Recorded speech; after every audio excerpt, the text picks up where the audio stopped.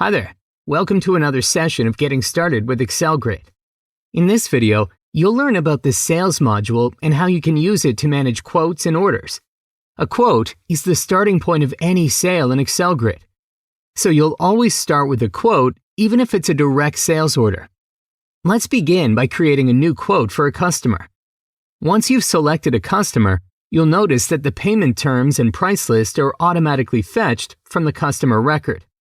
The invoice and delivery addresses are automatically set, but you can change them if required.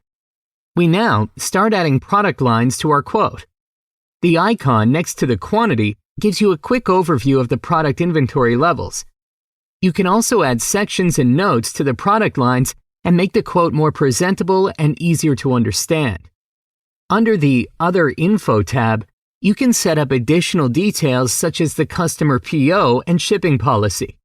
Lastly, you can set the delivery charges for this order using the Add Shipping option. Now, we'll go ahead and save the quote.